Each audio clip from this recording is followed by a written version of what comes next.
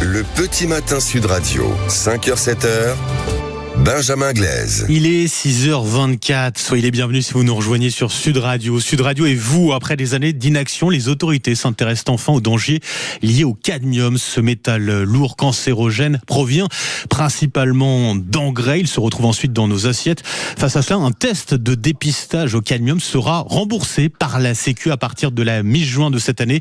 Bonjour docteur Daniel Simeka. Bonjour Benjamin, bonjour à tous. Et merci d'être avec nous ce matin sur Sud Radio comme chaque lundi. Déjà, quels sont les aliments les plus contaminés au cadmium ? Tous les aliments qui poussent, le blé, les céréales, les pommes de terre, les légumes, malheureusement il y en a un peu partout. Ça se retrouve évidemment quand c'est dans les terres, ça se retrouve dans la mer, donc les mollusques, les crustacés, les algues, ça se retrouve absolument partout, y compris une plante qu'on ne mange pas par la bouche, mais qu'on consomme quand même pour certains, qui est le tabac.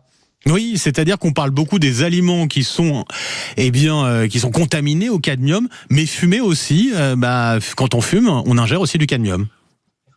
Oui, bien sûr, mais tout de même, il ne faut pas que l'arbre cache la forêt, parce que c'est un argument pour ceux qui trouvent que les mesures politiques sont inutiles. Le tabac, c'est le tabac, mais les études récentes ont montré une augmentation de l'exposition des Français au cadmium ingéré, alimentaire. Donc c'est bien ça le sujet quand même. C'est quoi les risques liés au cadmium? Quels sont les risques que le cadmium fait peser sur notre santé? Alors beaucoup, puisqu'il peut entraîner des troubles rénaux, il peut entraîner des troubles de la déminéralisation, même au niveau reproduction, et puis surtout c'est le risque de cancer, de multiples cancers.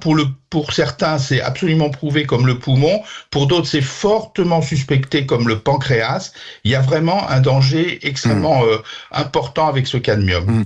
Et c'est pour ça que l'assurance maladie va prendre en charge, rembourser ces tests de dépistage du cadmium. Ce sera à partir de la mi-juin. L'idée, c'est de prévenir le risque, notamment de développer ce type de cancer. C'est ça, docteur ?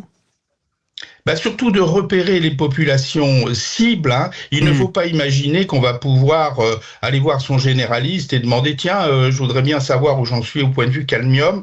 Bien entendu, ça sera réservé à certaines cibles, en particulier des populations qui vivent sur des terrains qui sont considérés comme extrêmement contaminés. Il y a 7000 sites en France qui sont par activité industrielle ou par activité agricole particulièrement concernés, et je pense que ça va commencer donc par là, le déremboursement et l'accès à ça sera pas ouvert à tout le monde, bien évidemment, parce que ça ne servirait à rien d'ailleurs. Ce sont des tests des tests urinaires? Comment ça se passe? C'est sanguin et urinaire, parce que il y a un duo sanguin-urinaire pour pouvoir discerner l'exposition récente. Quand le taux sanguin est supérieur au taux dans les urines, c'est récent, alors que l'inverse, c'est plutôt une exposition cumulée. Le cadmium qui, justement, s'accumule petit à petit dans notre organisme. Comment peut-on limiter son exposition au cadmium et est-ce que ça prend du temps à être éliminé dans notre organisme ? Ah oui, ça prend du temps à être éliminé. On estime 10 à 30 ans. Donc c'est quand même un problème sérieux. On peut pas faire grand-chose. Comment peut-on limiter son exposition ? Alors l'alimentation bio, des études l'ont montré, ça ne supprime pas le risque au cadmium, mais ça le diminue de moitié, 50%. Donc c'est une des possibilités.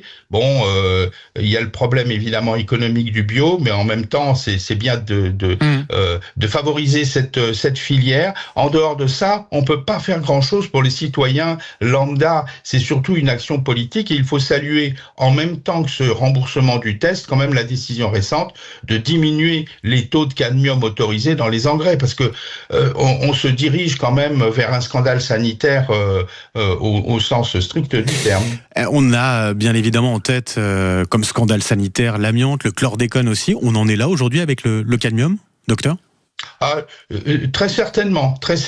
Vous savez, depuis 1993, on sait que le cadmium est cancérogène. Donc c'est pas hier. Et puis 1993, et pourtant, on avait des seuils autorisés dans nos engrais en France qui étaient supérieurs au seuil que demandait l'Europe, l'Union européenne. C'est fou, ça.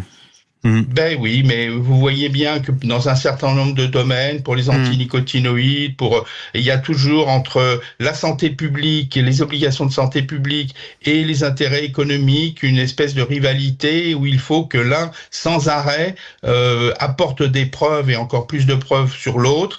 Ça ralentit considérablement les processus. En attendant, les dangers, ils s'accumulent et on est bien lent souvent à réagir. Bon, enfin là, ça va dans le bon sens. En tout cas, voilà, première bonne nouvelle avec ce test de dépistage au cadmium remboursé à partir de la mi-juin. Et puis donc les députés, vous l'avez dit, qui ont voté la semaine dernière cette réduction des taux de cadmium présents dans les engrais phosphatés en l'occurrence, puisqu'il s'agit de ces engrais-là en particulier.